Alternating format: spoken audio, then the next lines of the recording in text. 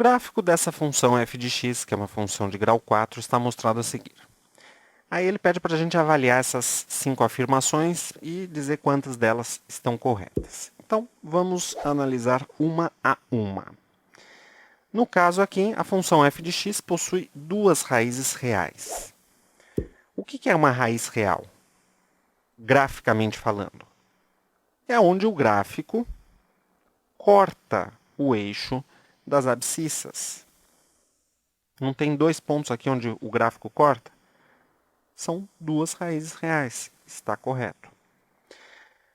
A função apresenta um ponto de mínimo global em x igual a zero. Então vamos lá. Na verdade, não precisava nem falar esse em x igual a zero. Podia parar a frase aqui, ó, botar um ponto aqui. Já estaria errada. Por quê? Porque ele está falando em mínimo global. O que é o mínimo global? É o ponto mais... Olhando para o gráfico, é o ponto mais baixo de todos. Veja que essa função, ela desce aqui, ela vai para menos infinito. Ela nunca para de descer, quer dizer, sempre vai ter algum ponto mais para baixo. Nunca vai ter o ponto mais baixo de todos. Então, não tem mínimo global. Tá?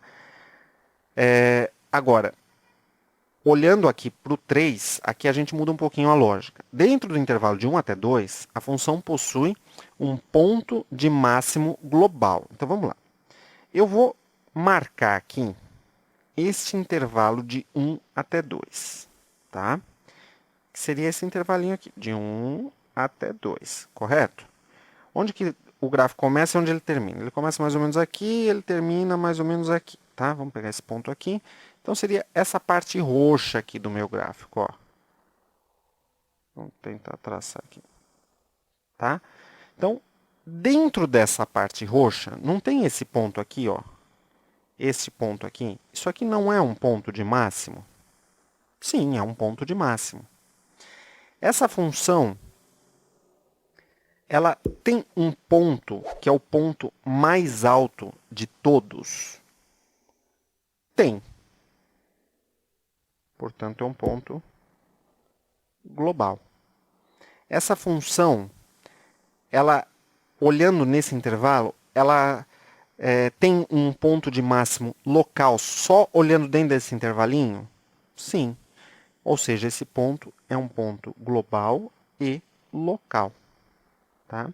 É um pouco diferente se você analisar esse trecho aqui. Ó. Se você olhar para esse trechinho aqui, ó, esse trechinho aqui, vamos supor que a gente esteja olhando aqui, ó, daqui até aqui, tá?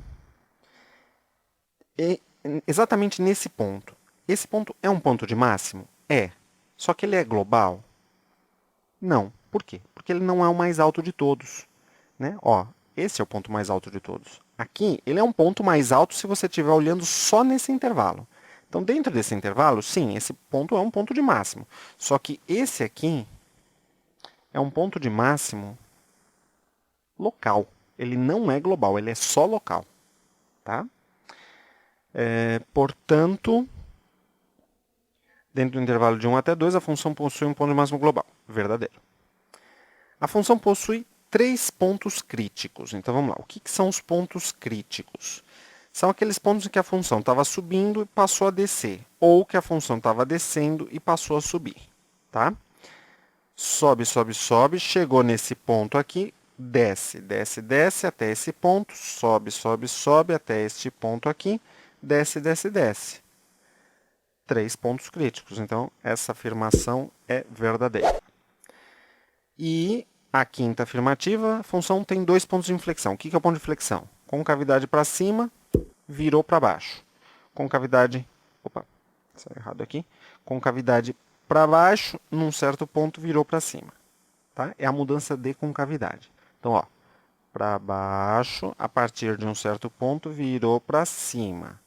Aí, a partir de um certo ponto aqui, virou para baixo.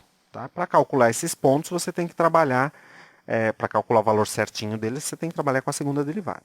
Tá? 2 pontos de inflexão? Sim. Então, pontos de inflexão, verdadeiro. Temos aqui 1, 2, 3, 4. São, portanto, 4 afirmações corretas.